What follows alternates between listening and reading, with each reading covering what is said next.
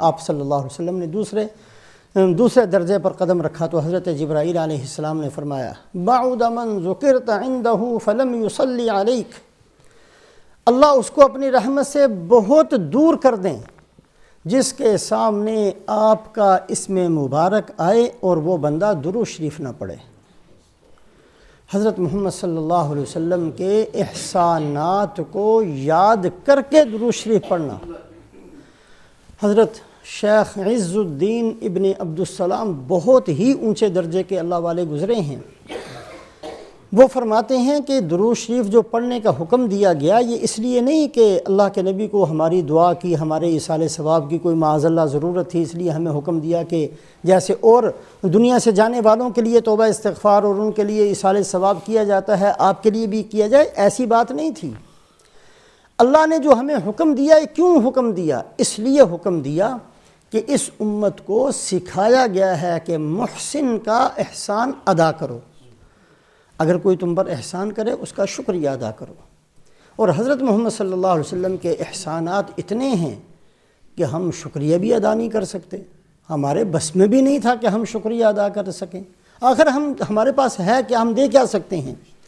تو اللہ پاک نے ہمارے عجز پر رحم فرماتے ہوئے، ہماری بے بسی کو دیکھتے ہوئے ہمیں یہ کہہ دیا کہ تم تو حق ادا نہیں کر سکتے، احسان کا بدلہ ادا نہیں کر سکتے، مجھے کہو اللہم صلی علی محمد، اے اللہ آپ درود شریف بھیج دیجیے، آپ رحمتیں بھیج دیجیے، میں تمہاری طرف سے تمہارے احسانات کا بدلہ حضرت محمد صلی اللہ علیہ وسلم کو دوں گا۔ تو رسول پاک علیہ السلام کے احسانات کو یاد کرتے ہوئے پھر پیار اور محبت کے ساتھ درود شریف پڑھنا۔ ایک محدث ہیں ابو زرعہ رحمۃ اللہ علیہ، انتقال ہوا تو کسی نے خواب کے اندر دیکھا فرشتوں کی صفیں ہیں اور اللہ کی طرف سے ان کو فرشتوں کا امام بنایا گیا کہ فرشتوں کو نماز پڑھائیے۔ بہت بڑی عزت کی بات ہے۔ خواب دیکھنے والے نے نماز پڑھا چکے پوچھا کہ جی اتنا بڑا مقام آپ کو کیسے مل گیا؟ تو انہوں نے کہا کہ میں نے 1,00,000 احادیث اپنے ہاتھ سے لکھیں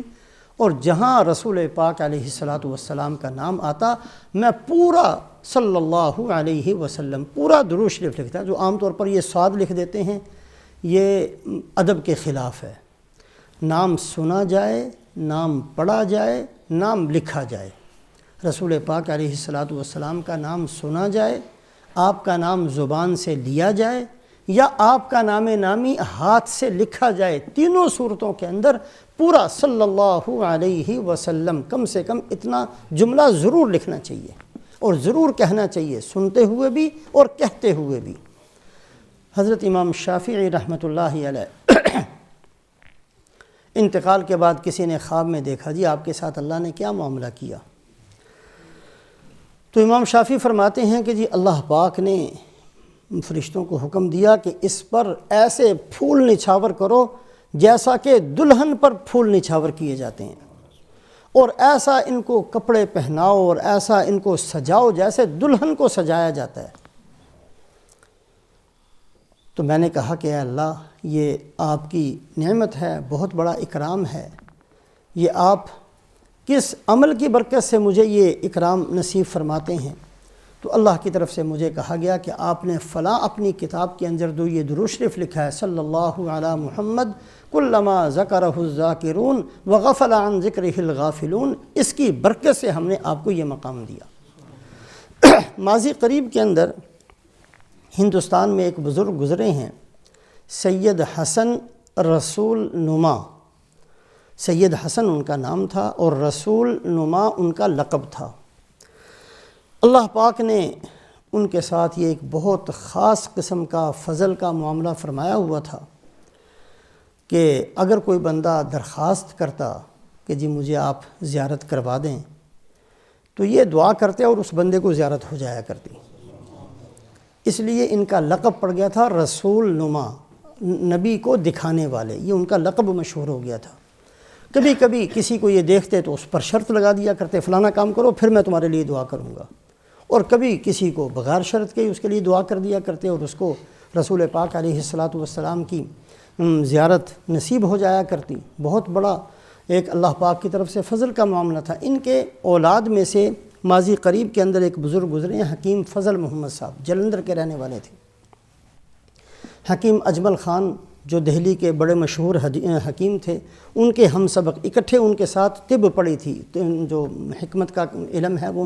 اکٹھے ایک ہی جگہ میں حاصل کیا تھا۔ ان حکیم صاحب کے اوپر فالج ہو گیا۔ ان کی عادت یہ تھی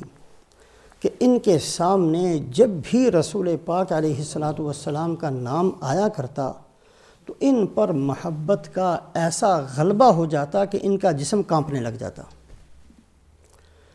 اور جب بھی زبان سے یہ آپ صلی اللہ علیہ وسلم کا نام نامی لیا کرتے تو ایسی رقت ان کے اوپر غالب آ جاتی کہ ایک دم ان کے آنسو جاری ہو جایا کرتے۔ یہ ان کی عادت تھی۔ فالج ہو گیا،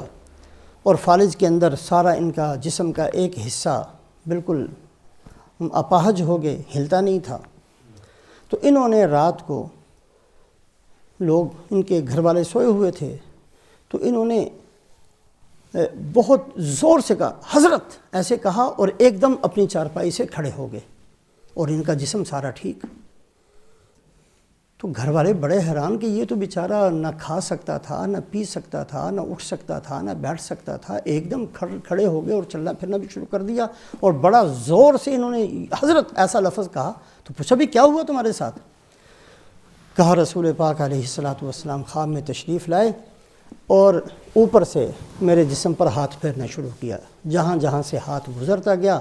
وہاں وہاں جان آتی چلی گئی اور میرا جسم ٹھیک ہوتا چلا گیا، یہاں تک کہ جب آپ کا دست مبارک میرے پاؤں کے قریب پہنچا تو میں یہ خیال کر کے کہ یہ تو بڑی بے ادبی ہے کہ آپ کا ہاتھ اور میرا پاؤں وہاں تک پہنچے، تو میں نے چیخ کر کہا حضرت یہ نہ کریں کہ وہاں تک ہاتھ نہ لے کر جائیں، اور میں چیخ کر کھڑا ہو گیا۔